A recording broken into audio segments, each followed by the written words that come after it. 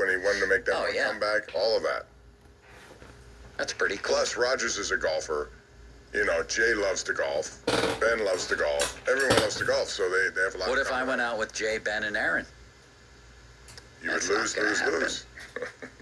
Would I? Would you? Yes. Would Mulsey? Yes. All those guys are way better than Mulsey? Listen, I played with him. I know how Ben plays. He can shoot lights out. Rodgers reportedly, and I remember that when he went out to Sky, Montana, when they had that thing with Tom Brady, he can play. He played that day. And I've seen Jay play. So they've been playing a lot. Jay is one of the hardest working golf practice persons I've ever seen in my life, next to Vijay Singh. He's always on the golf course. Free time practicing. Interesting. Next. Played against Keesel. That's one of the cool things that Keese and I were talking about last night, how in Green Bay and in Pittsburgh, there's iconic players, and they come back around, and they live in the city, and they call Pittsburgh home full time, and there's something special about that. Always said there's something in the water when you look at the great quarterbacks that have come from the area, but it's fun to be a part of this organization and the iconic Packers organization for so long, too. Watching Cleveland, what did you like about how you and the offensive line handled Garrett? And is any of that applicable? Well, I mean, he's deployed maybe a little different because he moves around a little bit more than maybe Miles does. But, again, those two are in the conversation of the very few players in the league that you actually have to have four hands on at all times. We felt this way about our guy here, TJ. We played him last year. We wanted to make sure he wasn't getting a lot of singles. And played against Micah before. He's a phenomenal player. He's a future Hall of Famer. He's a game wrecker.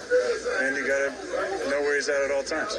Watching last Thursday's game, I couldn't help but think about the 2009 game, the Packers at Heinz Field. 2009?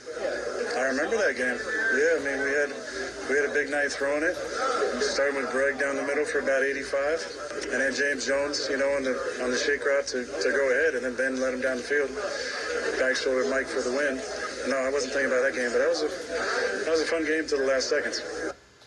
That was one of the greatest regular season games in Heinz Field history, even though the Steelers didn't make the playoffs that year. It was Ben to Mike Wallace on a walk-off, and the game was especially notable. Well, it was a young Aaron Rodgers against a still fairly young Ben in an epic duel, but Mike Tomlin, late in that game, became the only coach I've ever seen at any level of football attempt an onside kick with a lead. Do you remember that, Bob? I do.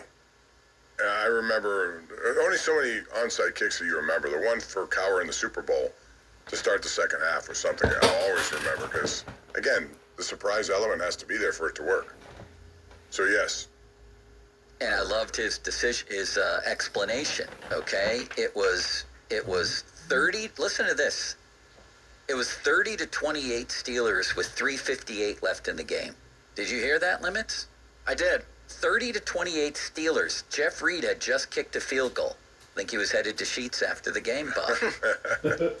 And Tomlin ordered an onside kick. I've never seen that. So his decision, and I defended it, even though the Packers recovered and scored, guess what? They only had a short field to score on. So Ben took the Steelers right down the field and a walk-off touchdown. So Tomlin said after that game, I don't look for feedback. I'm just trying to win football games. My 8-year-old asked me what I was thinking.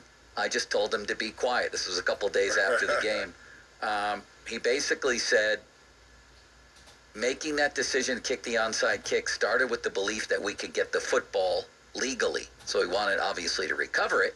We weren't able to do that. And even if we weren't able to do that with almost 4 minutes left, if we were not able to stop them, I felt we'd have a significant amount of time to navigate the field.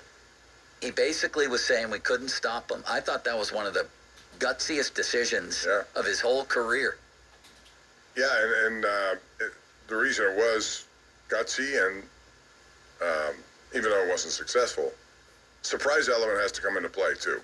This is why I don't like the rule as it is right now with these onside kicks, that you can't do it unless you're in the last 2 minutes of the game or trailing. You have to alert the team you're going to do it. Bad. That takes the whole point of doing it off the boards.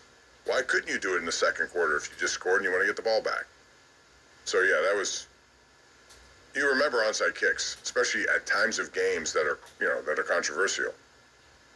Yeah. I don't think it's any bigger than the Super Bowl, though, when you do it to start the second half. That was really something. That was great. All right, Limits Fan Twitter brought to you by South Hills Kia, Peters Township. It's them at southhillskia.net. The text line brought to you by Edgar Snyder and Associates, personal injury law firm, where they always say there's never a fee unless we get